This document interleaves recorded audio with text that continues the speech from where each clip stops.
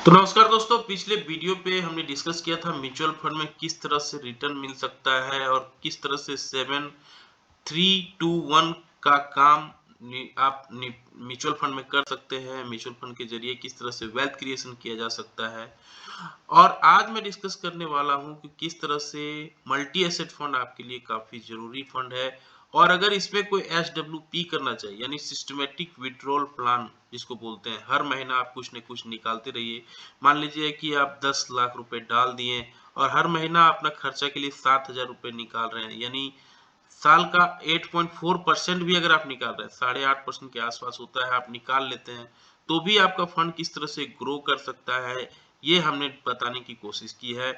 Video अगर अच्छा लगा तो लाइक से सब्सक्राइब करना जरूर करें। तो यहाँ देखिए किस तरह से इन्वेस्ट आप कर सकते हैं 10 लाख रुपए, और 10 लाख रुपए को हर महीना अगर 7,000 मंथली निकालते हैं तो किस तरह से आपका फंड 2024 के अंत, अभी तो अंत ही हो गया, ये 2025 तक जो ऐसे जनवरी से स्टार्ट होगा, तो 2025 का लास्ट में आपका फंड अगर 7,000 रुपया हर महीना निकालते भी हैं तो आपका 10,87,000 रहेगा।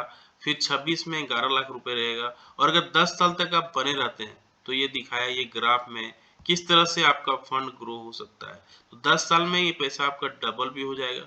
हर महीना आप 7,000 रुपये निकाल भी रहे हैं फिर भी आपको ग्रो होगा। तो ये किस तरह से काम करता है आइए समझने की कोशिश करते हैं।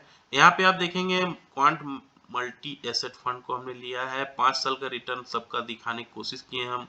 30%, 23%। ICICI मल्टी एसेट फंड का है, UTI मल्टी एसेट फंड का 20% है, HDFC का है 17%, SBI मल्टी एसेट फंड का है 17%, एक्सिस मल्टी एसेट फंड का है 15%, आदित्य बिरला का है अभी उतना पुराना फंड ये सारे नहीं है।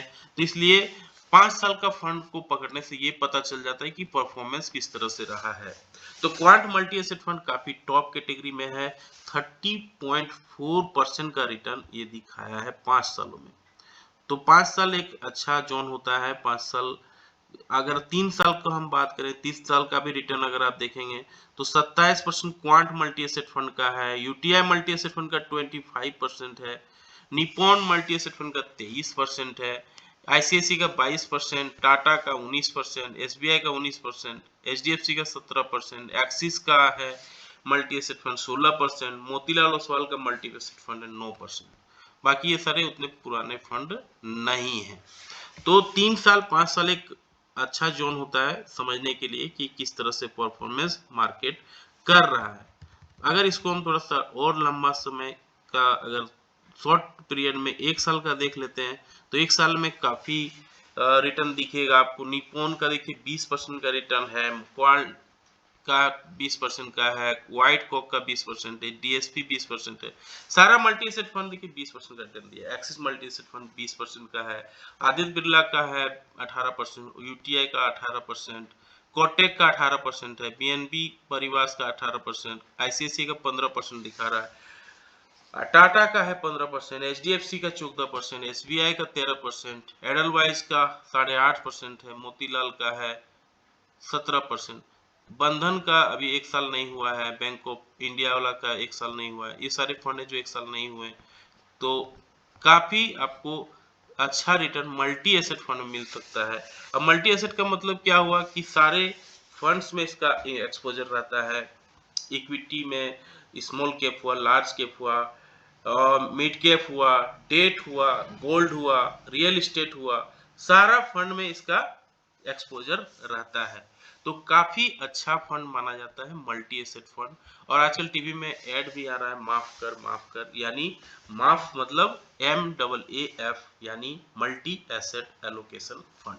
तो अगर कोई इन्वेस्टमेंट करके SWP ले, ज्यादा दिमाग नहीं लगाना है। 10 लाख रुपए अगर कोई इन्वेस्ट करते, 7,000 रुपये कोई हर महीना ले भी ले तो भी उसका फंड 10 सालों में डबल हो सकता है।